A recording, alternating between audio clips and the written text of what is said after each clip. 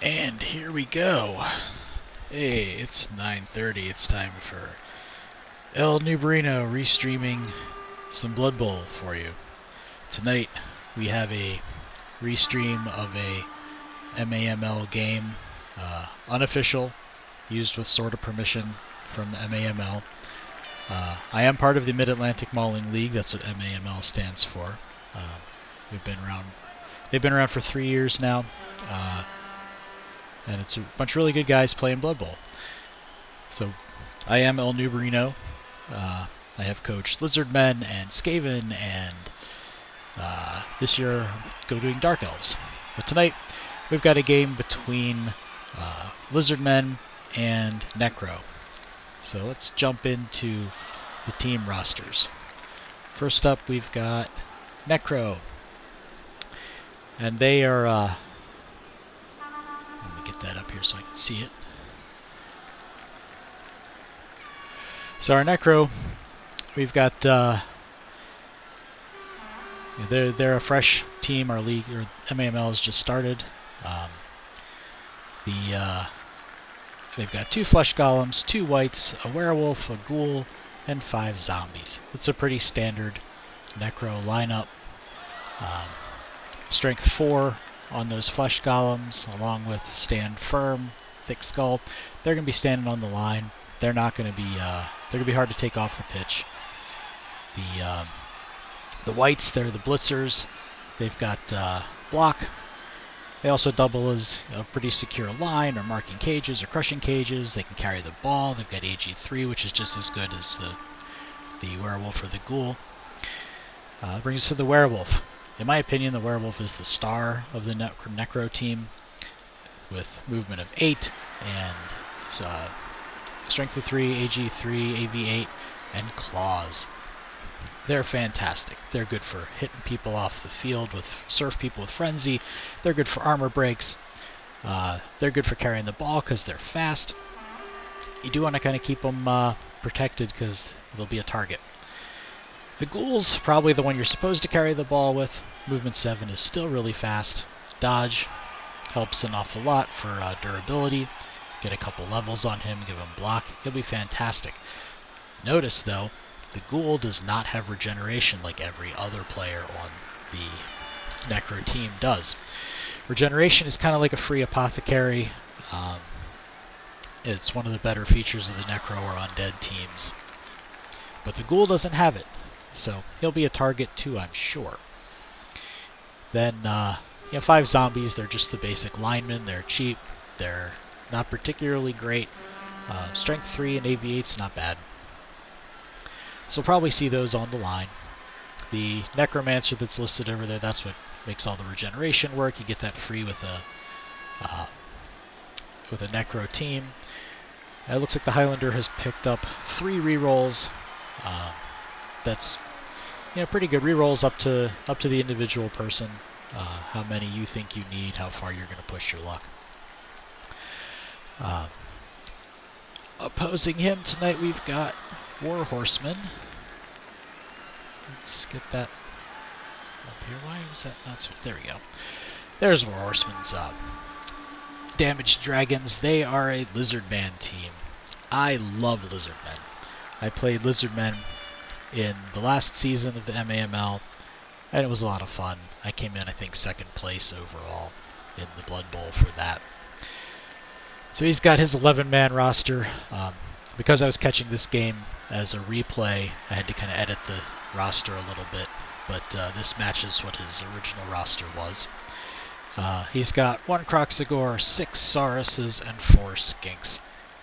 Those 6 Sauruses are, in my opinion, mostly the stars of the show. They're fast with 6 movement. They're strong with strength 4.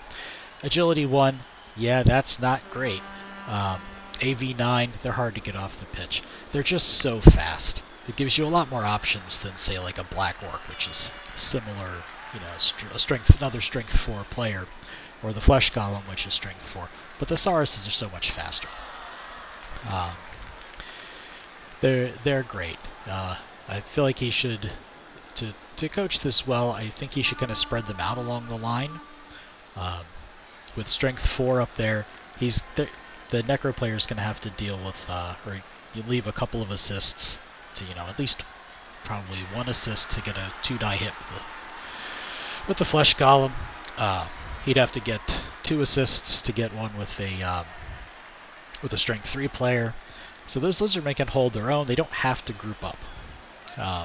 They need to form a nice strong line to sit in front of, to keep the Necro players away from the other stars of the show, the Skinks. Note they have movement of 8. That's amazing. And they've got dodge, which is amazing. They have, they're only strength 2, so pretty much everybody's getting 2-die blocks on them, and that's kind of risky. Along with AV7, they can get hurt pretty bad. But AG3 is, gives them pretty decent dodges. Plus, they have Stunty. Stunty's a really neat skill that I didn't appreciate until farther along in the season. When you're moving through with Stunty, you don't care about tackle zones. So everything's just like it's a 1, -1 or whatever. It's not what we call a positive dodge, which I'll get into when we get into the game footage. The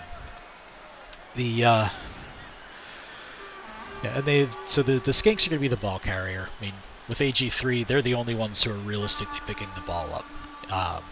On a touchback, absolutely give the ball to Osiris, because they're fast and they're going to be tough to knock down. But if you're picking the ball up, it's a Skink. Put the Skink in a Lizardman cage, and they can move down the pitch the same speed as any other team, for the most part, except for Elves. So, yeah, that's what you want to do. Punch holes with a couple of Sarises. You don't have to get too crazy about blocks, but on the same time, if you're blocking people down with Sarises, they get a chance to injure people, and they get some SPP. SPP are the star player points, which lets you level up your players and pick up more interesting skills like block or guard or mighty blow. So they're, Sarises they're not going to score that much, so they're going to need injuries. Then the last one we didn't talk about yet is the Kroxigor. The Kroxigor is, I can't decide if it's my favorite big guy or my second favorite big guy, because I also really like werewolves and rat ogres. And I'll talk about why that is. So all big guys have some kind of negative trait to offset their what's good about them. And what's good about them is they all have either strength 5 or 6. And then most of them have AV8 or 9. And some other skills. A lot of them have mighty blow. The Kroxigor also has the prehensile tail, which makes it harder to dodge away from them. Thick skull, which is nice. They're less likely to get kicked off the pitch for an injury. All big guys have loner, pretty much. So you don't want to spend rerolls on them. A loner, you have to make a 50-50 roll just to be able to reroll the thing you wanted to reroll. So it's pretty easy to waste your rerolls. He's only got 2 of them anyway. If he's in a position where he needs to reroll the Kroxigor, he probably shouldn't. So I'll talk about how not to get in that situation. The other bad part about the Kroxigor is he has Bonehead. It's not a terrible negative trait. So Bonehead, the way that works on a 1, and when they go to move, if they roll a 1, they're just too dumb to do anything, and they sit there.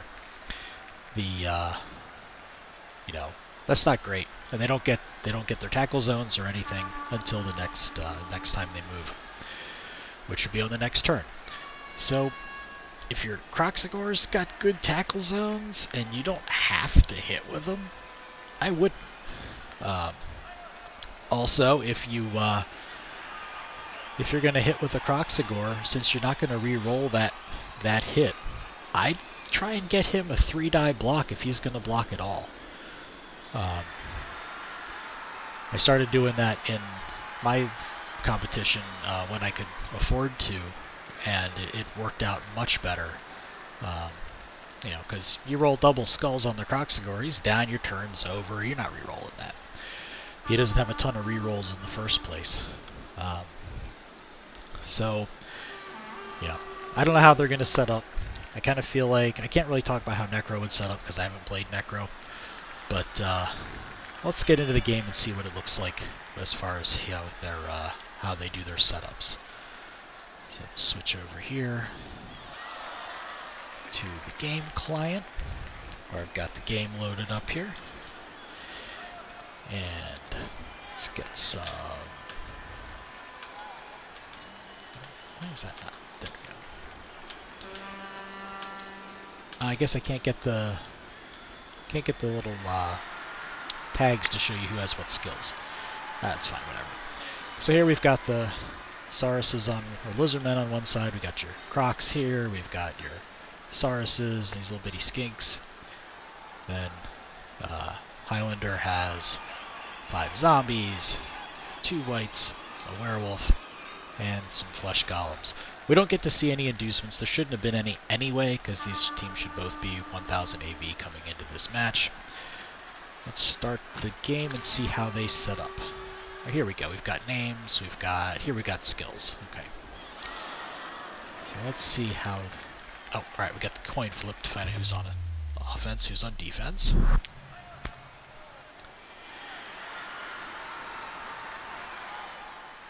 Alright, looks like our Sauruses and Lizardmen are going to be on defense. Now, while we're here looking at this, let's talk about this defensive line. This is not how I would have done this lineup. I mean, it's a good, strong line, and it would be great on offense. Blood Bowl has initiative's a factor, right? And if you're receiving, then you're on the attack the first turn, so the offense player will get to go. Defense player gets to go second, they'll react. With this lineup right here, Crocs is in a good spot in the middle. Saurus on either side's an okay flanker there. I don't know if it's necessary given the strength on this team, but having someone next to the Crocs keeps the other player from getting an assist. That's cool. Having all of them on the line, though, really limits their movement. So, as we talked about, Sauruses have AG1. That means they're dodging on and they can't dodge unless they get a 6, basically. And that's like a 16% chance. You don't want to do that. So, I think I would have started a player or two back off of the line, just so you have some movement options in case the ball goes somewhere you don't expect, or you need to blitz somebody. Because right now he's basically giving up initiative to the Highlander to say, all right, Highlander, you can block who you want, and he doesn't really have any say in it. He does have his skinks in the backfield. That's good. You got to protect them, and having one up close for maybe an assist, or they don't have enough people to start fouling. I don't think that's worth doing. The only players on the Necro team I would foul would be the werewolf and the ghoul. Where's the ghoul? Which one's the ghoul? I just don't know what he looks like. There should be a ghoul there somewhere. Maybe he doesn't have a ghoul. I thought he had one. Anyway, so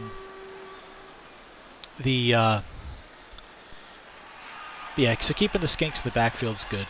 They're really fast. That movement of 8. Look, 1, 2, 3, 4, 5, 6, 7. From the middle of the field. 1, 2, 3, 4, 5, 6, 7. This skink in the middle here can cover the entire backfield. If he was receiving, then having these 2 skinks back here kind of on the sides is good, because they can run up, grab the ball, and then make it all the way up to the front or to the other, come clean to the other side of the pitch if they have to.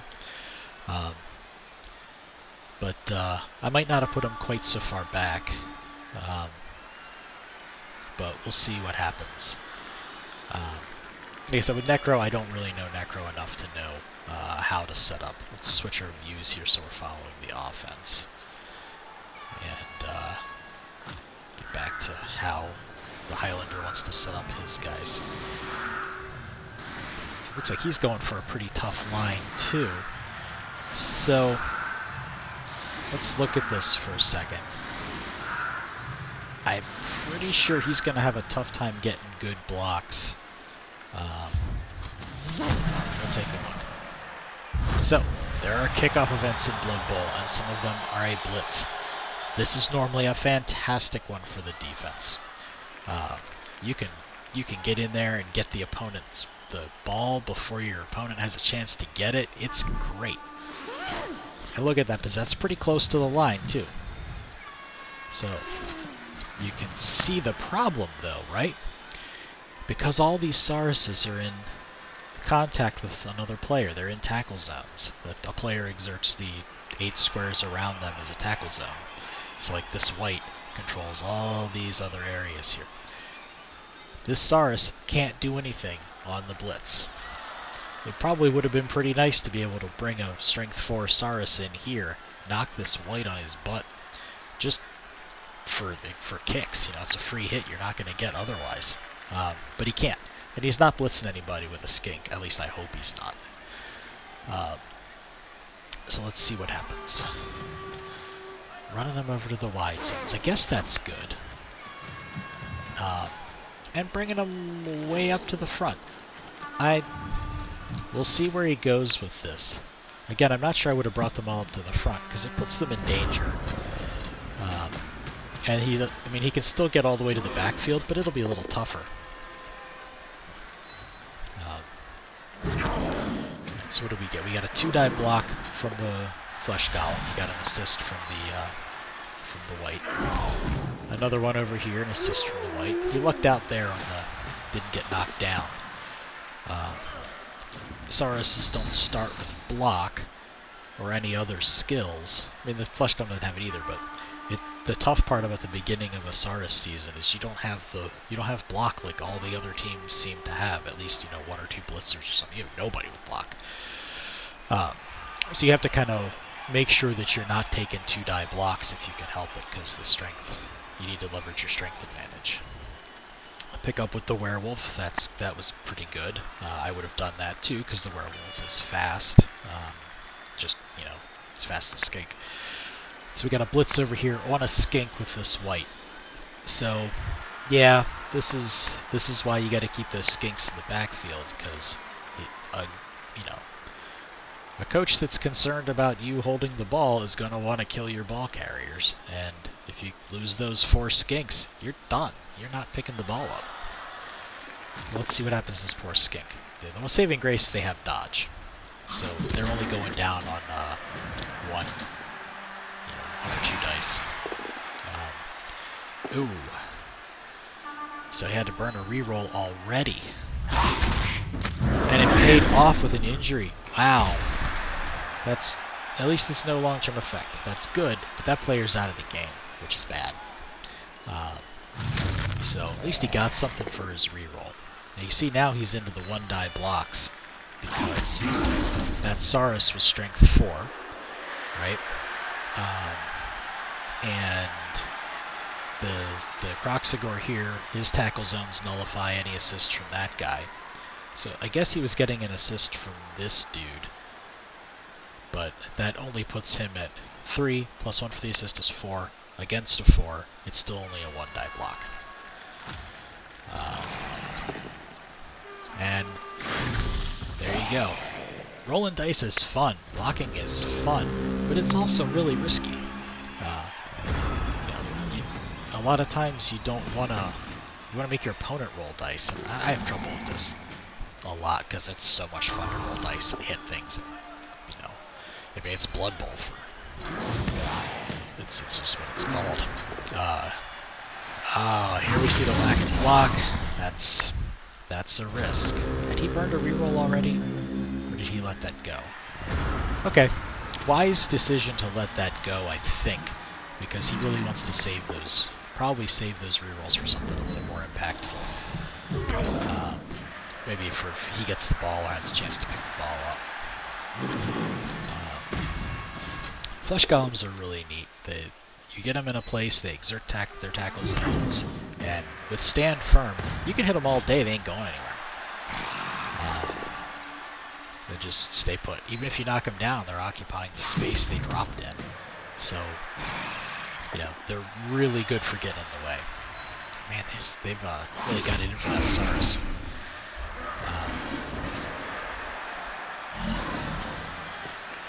So it looks like he's Highlander's gonna.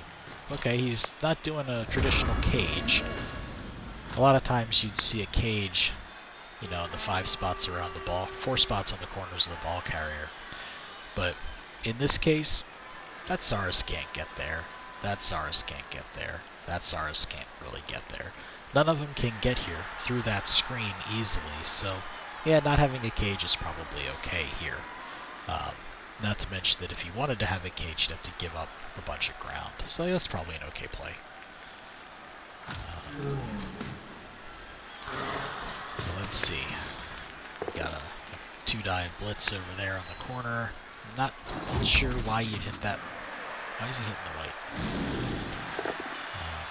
I probably need to stop and like pause the game and talk about what I would do. Here we go, hitting the Crocs. That's good. It's got Mighty Blow. So Mighty Blow adds a little bit to the, in this case, the armor roll.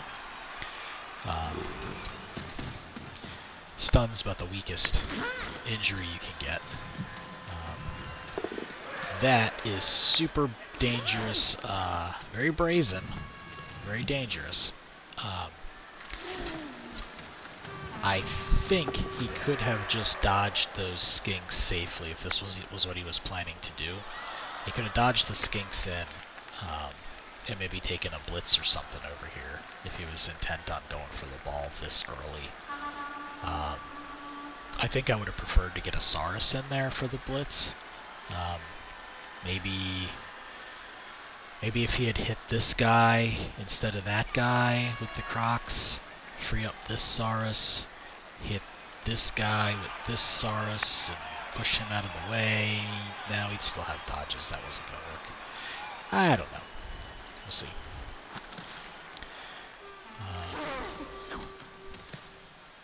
I guess cover the sideline over there? I don't know. That Skink's not really strong enough to cover the sideline. I would have kept him close to the ball.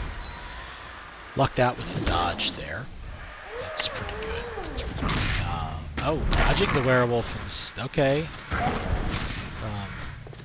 I wouldn't really have been that scared of those skinks, but so I guess it's a good use of a reroll.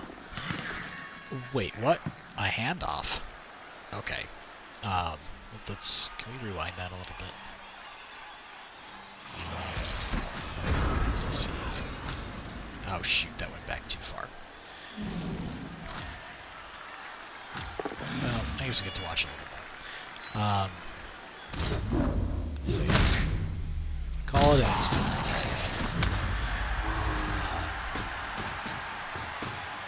Try to rewatch what was even happening here. These replays go so fast. Okay, yeah. I think he could have probably...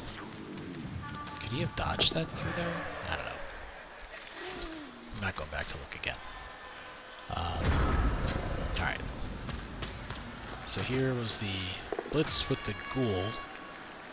So he's pushing the skink off the werewolf. But there's nobody here anyway. So that right there doesn't make his chance of dodging any better. So if he's dodging into an open space, he'll get what's called a positive dodge out of this. So you can see past the dice, there's the -1s for the dodge, -2 if he tries to dodge over here because he's going into somebody else's tackle zone. Here he's going into a tackle zone, into 1 instead of 2. That's why it's a -1. But if he dodges over here, there's no penalty there. There was no reason to blitz the skink.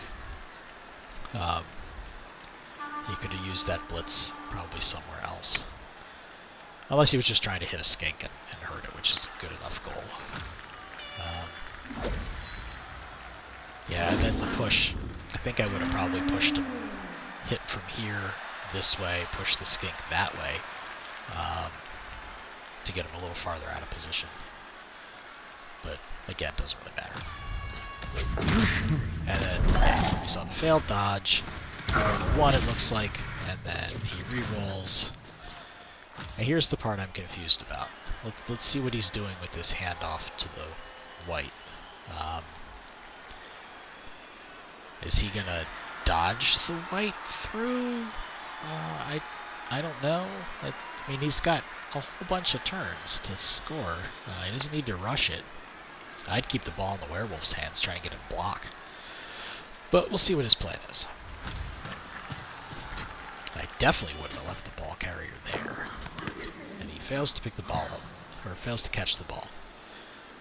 Which is alright. So that results in a turnover. Every time you screw something up on your turn, it's a turnover. Alright. So, let's still run this to get the turn thing off the way. Alright. Where's he blocking here? Is it... I'm not a huge fan of this replay phase. Alright, Gart is doing a block. Which one's Gart? Okay. Gart, where's he blocking? Okay, hitting that zombie. Let's try to figure out what he's doing here.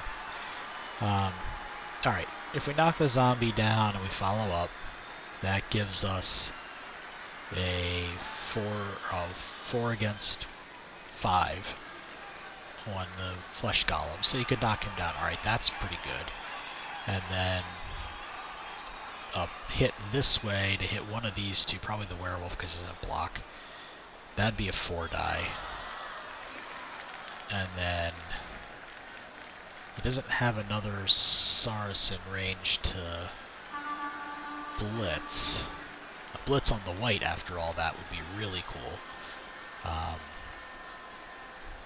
But I guess he'll try and run the skink in, pick the ball up, and then move over here behind these Saracens and try to stay safe. That's what I would do. I guess keep hitting this white, try to surf him, knock him over, push him to there. Could always run this skink downfield or keep him in the backfield for some help. I'd probably run him over here depending on how the hit on the white goes. I'm not sure I would hit the flesh golem and I might just stand there. Same thing with the Crocs. I don't think I'd risk even activating them. Just let them hang out and make your opponent deal with them. So, well, these two, I guess they can hit though. If we could get this skink up here and triple team the ghoul, then that makes it a 2 die hit. And your skinks are down pitched, so they're ready to catch the ball. That's probably good. That depends on how the hit on the white goes. So in Blood Bowl, you want to do your least risky things first, unless there's like something super important that you want to do, like getting the ball. Which in this case, yeah, they probably need to at least get somebody on the ball, meaning like having a tackle zone on it. So then you want to order them by importance, but also least risky to most risky. Least risky being just movements, standing up, that kind of thing, things you normally forget. So the MAML has 2-minute timers, which we're not seeing the effect of that here because it's a replay. It's interesting watching the coaches count down. Like the timer counts down, the coaches get more frantic if they haven't done anything for a minute or whatever, and that gets everybody. The 2-minute turn timer takes some getting used to. But it really it puts a lot of pressure on you, and it makes it a much more interesting tactical game. It's like, how can you come up with the best situation? Either a best response to something without having a lot of time to sit here and pause it and plan and talk about it and theory craft it like I'm doing right now. And that gets better over time as you get used to your team, as you get used to playing. But it's still tough, because one of the best things about Blood Bowl is you really don't know what the other coach is going to do. So it's always an interesting problem with a lot of solution space. Alright, let's see what Ore Horseman does in this situation. Now that I've said what I would try to do. A lot of that's going to come down to die rolls at this point. Alright, well that push is meaningless, right? Stand firm. That's one of the great things with the flesh golem. Alright, he gets a good hit on the white, pushes him to the right spot, follows up, ready for the surf next round. On a surf, you kick the person off the pitch, the crowd stomps on him, and you try to roll an injury on him. There we go, it's a nice hit on the flesh golem. Stun would have been great there. Oh, here we go, see? Bonehead. Now, all these zombies are free to go anywhere they want next turn. Within reason, they're not super fast, with movement of 4. But they're absolutely free to team up on these skinks next turn. So that Crocs can't do anything until its next turn. No tackle zones or anything. And that Bonehead, that's why I can't decide whether I like a Minotaur or a Rat Ogre, which are basically the same thing, better or worse than a Croxigore, because Bonehead's a pretty benign skill, but for a negative trait. But the one the Minotaurs have is or Rat Ogres. We're gonna see a bunch of Skaven in the MAML this season, so I gotta think the Rat Ogres. Their negative trait is Wild Animal. So if they're blitzing anything but a 1, they do their turn as normal. On a 1, they stand there and roar and stuff. But Wild Animal, they keep their tackle zones, where with Bonehead you don't. So I think that makes Bonehead a little worse than Wild Animal. Both pieces are fine if you just let them sit there. Yeah, I think my edge for big guys might go to Minotaurs and Rat Ogres. They also have Frenzy, and it's fun to serve people when they're not expecting it. But yeah, the Croxigore is good. You don't want to use them if you don't have to. And in this case, I think the Crocs was better served eating tackle zones there instead of doing nothing. But we'll see. Alright, are we going for the ball pickup or not? No, just put somebody on it. I think that's probably a good call there. Okay, push the ghoul out of the way. Where's the skink? That's a terrible idea, because that werewolf's going to eat that skink's lunch. Well, we'll see what happens. Yep, we're getting a hit on the Croxigore. Yeah, big deal. Those skellies were already free to move. I'm not sure I would have bothered hitting the Crocs. It's AB9, you're not taking it off the pitch easily. It's not worth it. The 1-die hit on the Skinkets, yeah, you absolutely would want to do that. Or 2-die block. So you want to take 2-die skilled blocks when you can. Skilled block being somebody who has block. Let's see. I think I would have tried to push the skink towards the sideline instead of there, but whatever. It was a nice dodge to get back out. Risky, but nice. Oh, that Crocs boneheads against. That's the problem with Bonehead, right? They're boneheaded until they successfully activate. Should have just left them sitting there controlling the center of pitch.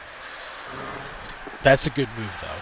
Getting that Flesh Golem engaged with the Crocs, I think. Yeah, the Flesh Golem plus zombies will outstrength the Crocs and get 2-die hits, but those guys both have low agility, and the Flesh Golem isn't going anywhere when he gets hit.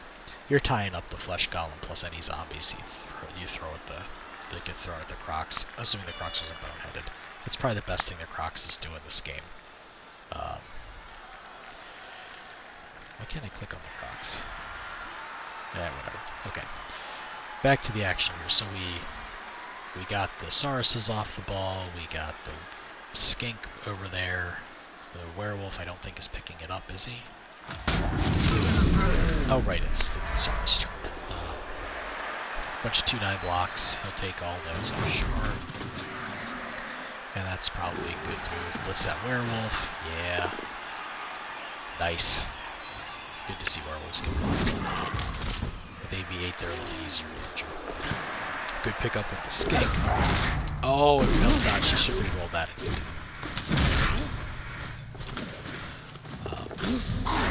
Oh no, he GFI'd. So did he GFI? Yeah, he GFI'd. Oh, and got hurt too.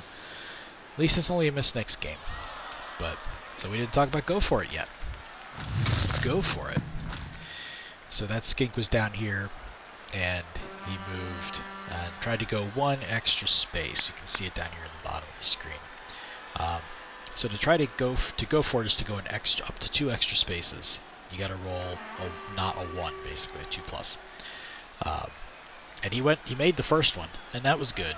He should have quit there, because we have a running joke that the chance for failure on a GFI is like 900%, because it always seems, through confirmation bias and whatever else, it always seems to mess you up. And when you think it should go your way.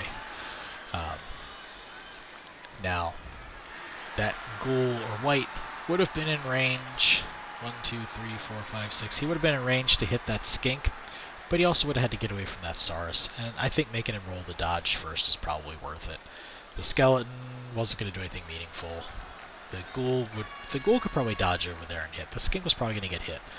But if he hadn't messed up that other GFI, maybe he could have got somebody else down there. I don't know. I don't think I'd have done the GFI. And running for it's always a risky proposition. He also didn't need the GFI. He's 1, 2, 3, 4, 5, 6 spaces away where the ball is. So that skink could have moved. There's 8, right? That skink could have been 3, 4, 5, 6, 7. That skink could have been all the way back here on the 12-yard line, and still could have scored. And he could have run over this way if his Crocs wasn't boneheaded, right? He could have gone this way. That's another thing about Blood Bowl. These squares, it's your movement diagonally is still 1 movement point, the same way moving straight is. Where, like, if this was a real football stadium, moving diagonally would be like 1.2 something or whatever, be a little farther than just a straight line. Not so in Blood Bowl, and that still confuses me sometimes. You can run diagonally across the pitch and get just as far as you could running straight, but you could get away from some other players, or make it look like you're getting away from other players. It's not so much getting away from them, it's trying to get somebody else in between them and you. Anyway, so yeah, that was a turnover from the GFI. Unfortunate, that's for sure. What are we gonna see here? If I'm Necro, what do I do? I think I might have tried to hit the Saurus first, and then I could get my werewolf up and run back to get to the ball, because he's got to get somebody on it. He could have done a hit with that guy if he could have got somebody over there to help, which I don't think he could. That would have been an uphill block. Maybe that wouldn't have been so good. Never mind. I don't know what I'm talking about. I think maybe this zombie who just moved, maybe should have blitzed that skink. Then that would have freed the ghoul up to go get the ball. I don't know. Let's see. Let's see what he's thinking. He didn't need the assist. Oh, he wanted the 3-die on the skink. Okay. That's fair enough. Going for the KO. Okay, KO. That works. Stunty has a downside. Your injuries are 1 worse than they would have been otherwise. So that skink should have been stunned. Instead, he got knocked out. Stun, you just miss a turn on the pitch. KO here, in the reserve box. You don't come back until you roll a 50% chance to come back in. After a turnover, or at end of a score, or a change of possession. Not change of possession, score, or end of the half. Is that a 2-die block? Yep, on a skink. That makes sense. You gotta beat those skinks up if you're Necro here. Okay, so he did blitz the skink. He brings the ghoul in. Did he burn his last reroll? Yep. He doesn't have any more left for the half. Well, he probably doesn't need it. He just needs to walk the ball down the pitch. Keep the Saurus off his back. Was that a Saurus dodge? Hold on a minute. Okay, so he lucked out here, right? As he rolled a 6, he needed a 6+. You can see it was +1 because it was a dodge, but -2 into the opponent's tackle zone. So, yeah, he still needed a 6. You always need a 6 with a Saurus to dodge. I would absolutely not have done that, especially when this dude back here didn't need to dodge to blitz. He could have just done it. I mean, I say that, and I was like the king of the legendary Saurus dodge last season because of misclicks and desperation, and it's never a good plan.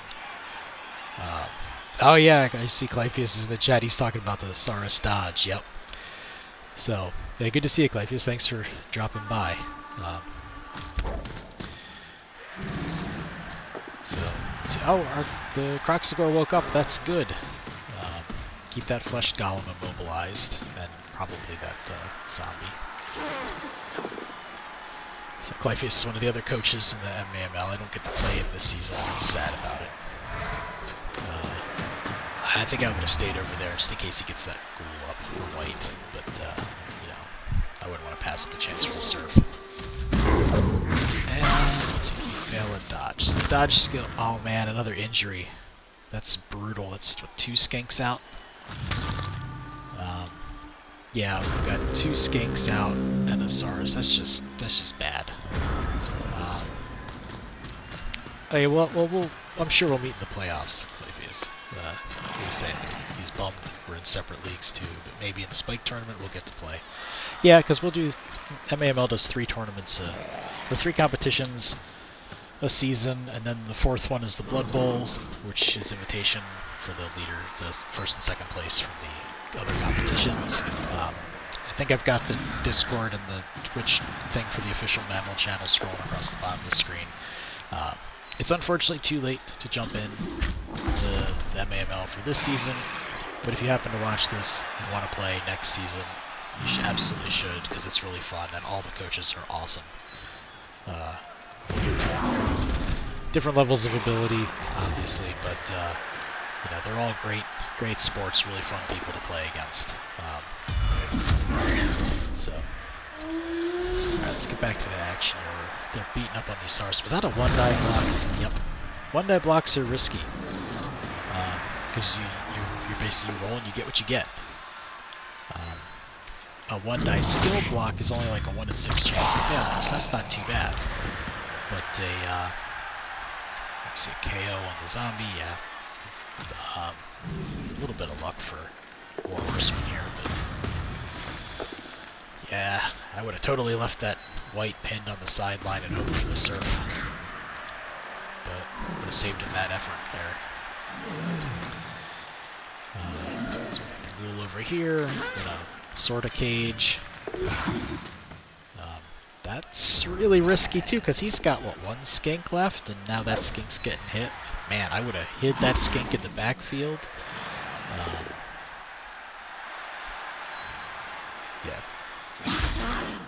Right, yeah, Clypheus is pointing out, I probably misspoke something. It's you can join, we do 3 competitions in a season, and you can join in the later competitions and win.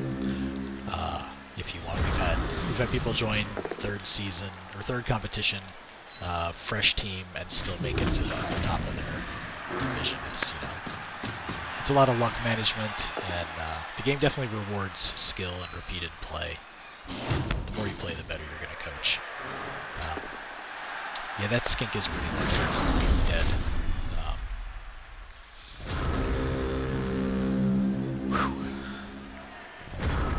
It's just it's a mess. How do we... I'm afraid to even pause this to try to figure out how I would salvage this.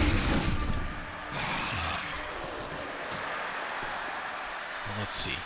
Oh, he's not going to get to the end zone.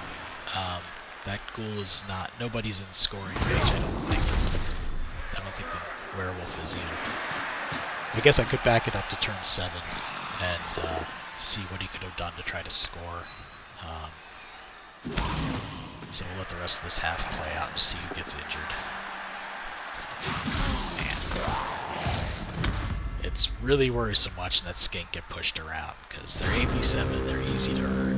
They've got stunty, so they're even easier to hurt than that. Like, it's... Whew. Yeah, 4 skinks go pretty quick. And, like, 2 of them are out. One of them only has a 50% chance of coming back. It's not a good place to be. Oh, for both down for the last skink. Yeah, for the zombie. Yeah, to try to hit the skink off the pitch. That was totally worth it. Yeah, Morrison's got to be more careful with his skinks in the second half.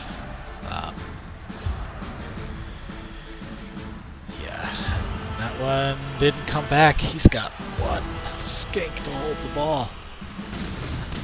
And he's down one of those Sauruses. And he didn't get much in the way of pitch removal on the last one. What did he get? Pause this. 4, 5, 6, 7. No removals. So everybody, the KO'd zombie, wherever it was, came back. So we'll switch the view here. Yeah, haven't played Necro very much, so I'm not sure what a good defense is. I do recall Dead Fred from the MAML using Necro to great effect last season, keeping his werewolf back off the line so he could run up, hit, and run back. Yeah, I think it's 11v6. It's 7. 7? Yeah, 11v7. The skink only counts as half a player, so yeah, 6.5. It's going to be difficult to get a point in for War Horsemen, I think. Yeah, 11v7 is pretty rough. I mean, Sauruses are pretty awesome by themselves. Yeah, it takes 2 players generally to 2 to 3 players to get a good hit on one. If he spaces them out, that'll pull the Necro team apart and maybe help out a little bit. But he's got to save 4 of them for the cage because he's on offense this time. So with 4 of them for offense and 2 to blitz, and the Crocs probably being out part of the time because of Bonehead, that's gonna be tough. 1 to blitz and then 1 to block, and the rest run up the cage. Oh yeah, this is gonna be really bad. You might have to go for a sideline cage, maybe. I would refer to that as pulling a Claypheus, actually, because he's the first person I saw do the sideline cage all the time, and he beat me with it like 7 or 8 times. I didn't learn my lesson. So let's see what we get out of this lineup. I'd have those flesh golems up on the line. Maybe. I don't know. Oh, the zombies on the line's not too bad either. Yeah, they can just get in the way, but it's not like the Sauruses are dodging and have to waste their hits. Okay, we're declaring the cage is going to be right there. I guess that's okay. I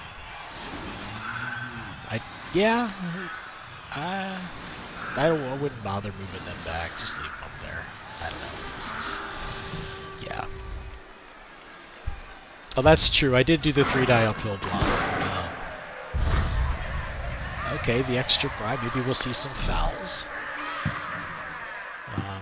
That's not a great kick, especially now. Burning one of those 2 rerolls.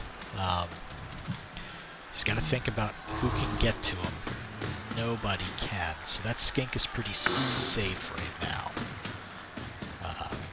So he should be thinking about where he wants the skink next turn and getting his Sauruses there.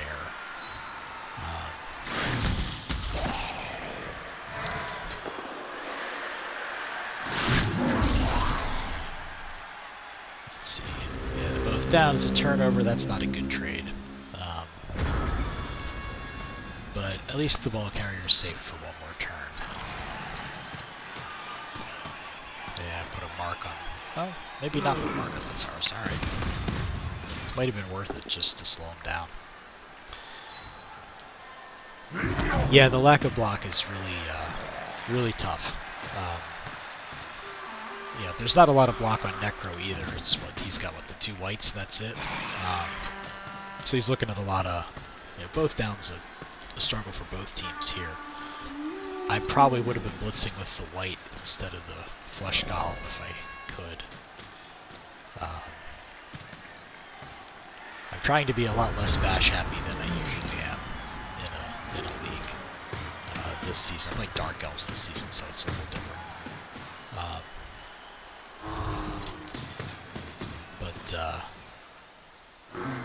Man, I wouldn't put that cage base to base with all those players. That's going to give them 4 potential hits to try to crack the cage. Yeah, that's pretty risky. That's pretty risky also. I'm not sure I would have even moved the Crocs at that point. Oh yeah, that's true. Once the Sauruses get blocked, they're fantastic. I mean, unless they roll skulls, like 8 times in a row. But yeah, they're yeah, it's a tough call sometimes whether to take block or mighty blow. I guess if they're both good. Well, I think block was. I can't remember if they needed doubles for block. They might have. So you give mighty blow, you give him guard. Block is great to have on at least a couple of Sauruses so they can blitz without too much worry. A 2-die skill block is a pretty good chance of not falling over. Here's the blitz on the skink. The tough part about those skinks, that's strength 2. Just about everybody gets 2-die blocks on them. Okay, that's what it was. The Saurus in general. Skills are divided up into general, strength, agility, and passing or something, and mutations. And some players only have access to certain ones. Getting block on the Croxigore is a lot harder because they have to roll doubles when they level up instead of just getting to pick a skill from the general pile. So, Mighty Blow's a good one to take though, because they you have a better chance of injuring people with it, and that's what gets the Sauruses their SPP.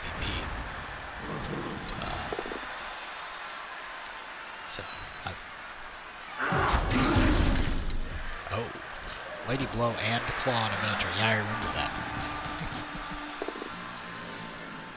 Yeah, I haven't gotten mutations on any team I've played that had mutations available, and that's really bad.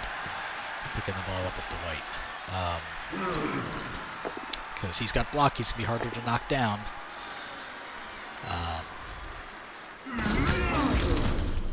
He's going down on 2 out of 6 die faces instead of 3 out of 6 die faces. So,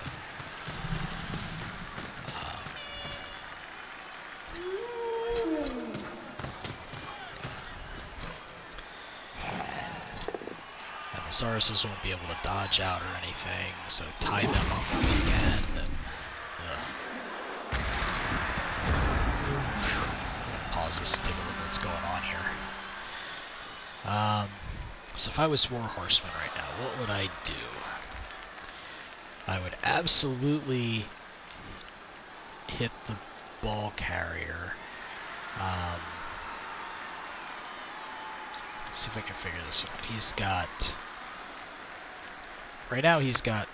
No, that guy's got a tackle zone on him. That guy's... Yeah. Those guys have tackle zones on them. If he blitzes with this guy, I think it's still a 2-die block. Or put blocks with 2. It's a 2-die block there. When he pushes him, he could push him here and follow up. And then this guy could hit him back if he didn't get him the first time. And push him this way. Push him back this way, because you can't push him through the flesh golem because of stand firm. Then he could get up to 3 hits here to knock the ball out of the white's hands.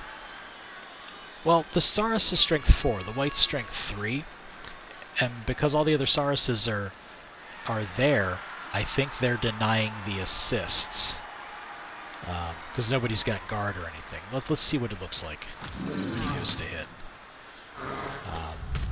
Or not. Was that a Saurus dodge again?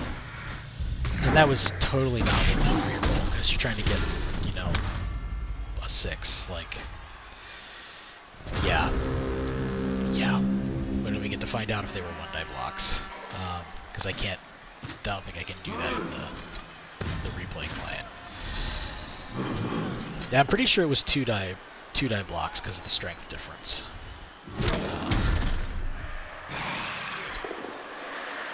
But either way, we'll never know. So blitz in, hit this Saurus right here, push him out of the way of the white. Yeah. Okay, I can see push doing that to clear that space. Now he's just got to get rid of this guy. I would have blitzed there instead of blocked, because you can move after a blitz. It's something coaches forget sometimes. stand-up blitz, I would not have done that either, because this guy was already standing.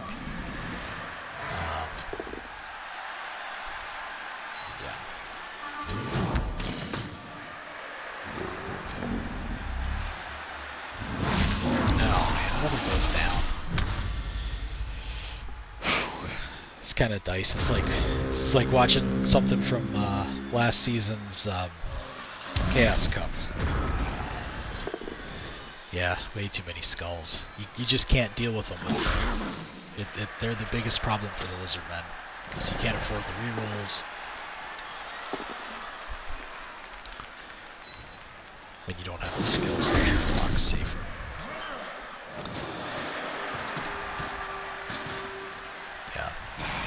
And he gets the white out to run down the pitch. Okay, he's probably pretty safe. I don't know.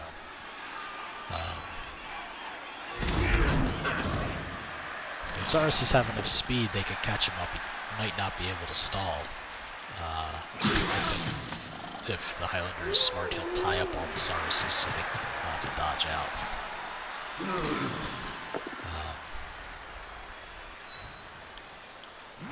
Let's see. Man, it hurts so much seeing all these lizards on the ground.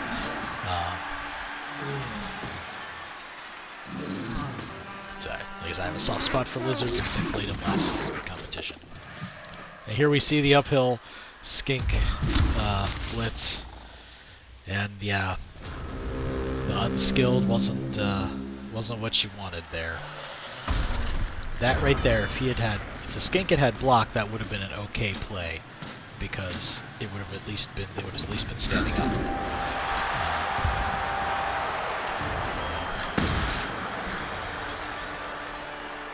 And there we go. 1-0. We can't count out a tie yet, because that skink could totally get down pitch. And was it 2 turns left?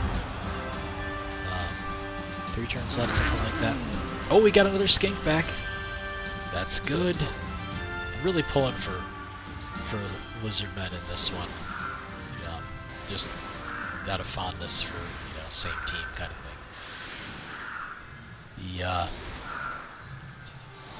Yeah. So we get he could get 2. He's got 2 skinks. I'd put 1 up by the line and 1 in the backfield and hope for an advantageous kick.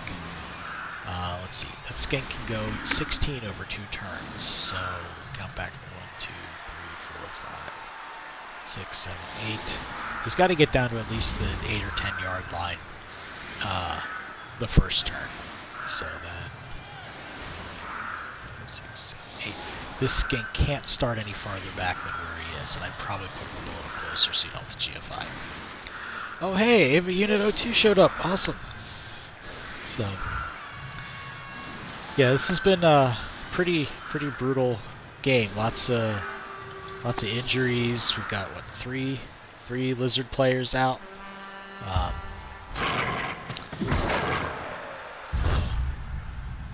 yeah, nice weather. No sweltering heat. That's a pretty decent spot, but he's not going to be able to do anything with this because he didn't have that skink close enough to the line. I said he couldn't put him farther back than about the 6 or 8 yard line because on his next turn he won't be able to get far enough to score. Oh, okay, he got an injury. That's good. 2 points on that Saurus. Good. Oh, the zombie regenerated. There we see the necro thing we talked about earlier. And skulls. What a way to end it. The dice have been really mean to Horseman tonight. That's his his game. That was bad. So if the zombie regenerates, you still get the injury SPP, right? Yeah, it looks like 10 Quacks got the SPP. So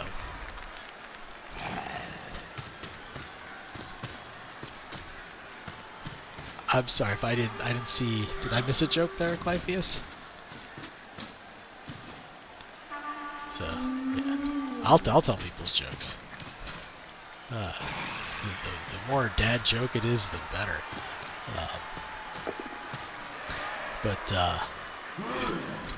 Yeah, I wouldn't even be running up here, risk an injury. It's not worth it. Just pull your guys back. You can't score. War Horseman here. I'm gonna look to get a 3-die block if I can. Flesh Golem, not worth. That wasn't worth the hit. Oh jeez, rat puns. Oh, you mean for the sewer elves, right? I forget who said that in the Discord, but Skaven are now permanently sewer elves for me. So, yeah, that poor skink. At least the hits are over. And we'll see a 2-die block on the Lizard Man. Maybe we'll see a GG foul. They each did get a bribe, but I don't think either player fouled to use it. That was kind of a bummer. Alright, so yeah, so the game finished up 0-1 in favor of the Necro team. Werewolf gets MVP. That's going to be scary later. Take a look at that's a terrible game for the ground. So good ball possession on the Highlanders side. Yeah, no passing. The average number of blocks. The dice were just really mean on both sides.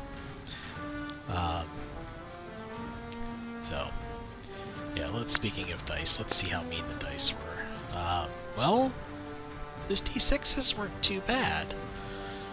Let's see what the block dice... Oh, look at that. Here we can see this is what did it right here. It would have been a different game. It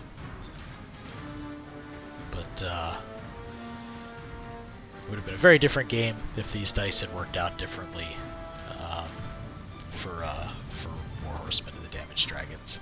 Let's see what MacLeod's Maulers looked like. Well, actually, they were pretty bad on both sides. So it